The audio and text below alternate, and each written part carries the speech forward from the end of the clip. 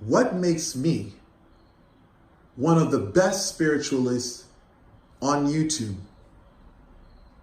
dealing with the matters of love is the fact that I've been through what most of these people have been through. When it talks about the deep feelings of hurt and pain in the heart, I've been there. I was the guy that got on my knees at one point, begging a female to forgive me, to please not leave me. I was the guy living under a female that was successful, with no job, stealing her money, eating her food, not putting a dime into the rent or into electricity. I was the guy at one point that liked to hold hands, that liked to show affection. I was the guy also that would bring women into my girl's apartment and fuck them while she was at work. So I know all the ins and outs of being a good guy as well as being a bad guy. And I also know the pain of sadness, of grief, of missing somebody so much you feel like you would do the worst of worst because this person, rather say, do the worst of worst to yourself because the emptiness inside was so unbearable. An abominable act. These are things that people naturally go through. You think Romeo and Juliet's story wasn't some deep shit? That was a very deep story because there's some people in the world that are like that to this day. Some people will literally contemplate taking their life over a broken heart. There's a lot of people out here that watch my videos. They try to copy everything that I do, but they don't understand that in order to apply my techniques, or in order to gérer, or to guide some people, you have to have walked in their shoes.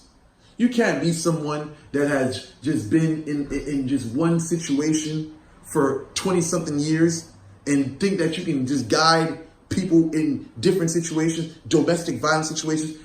How can what do you know about domestic violence? Have you ever been into it? Have you ever had restraining order put on you? Have you? So how can you talk to people with these real situations? How can you talk to people who are going through the nonsense of arguing back and forth? How can you relate to these people, or fighting physically? How can you relate to these people? In order to do spiritual work, you have to be a realist. You can't be someone that, my crystal ball, my gemstones, or I'm going to burn a candle, I'm going to beat these cards and see what the fucking spirit says. Because it's not that complicated. Some things in life is about fucking experience. There's many spiritualists I hear to this day that talk about love magic as if that's all there is to it.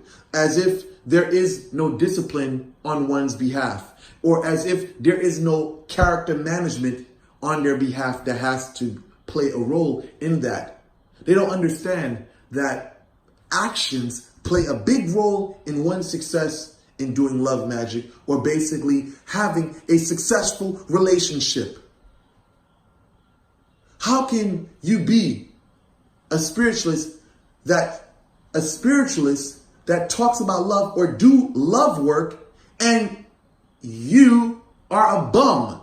You do not look good. You don't know how to dress well. You're not a fucking eye candy to women or men. How can you? Look at me and compare me to many of these other spiritualists on the internet. The women are not yelling and going crazy for these other spiritualists. Tata Ngolo, Rodney Coleman. You go down to my fucking section, you go down in my live streams. What the fuck you hear these women saying? When you look at my videos, he's so handsome, he's so sexy. They're going crazy.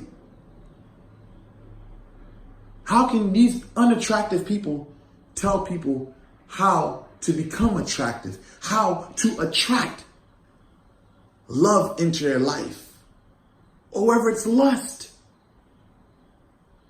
To be a spiritualist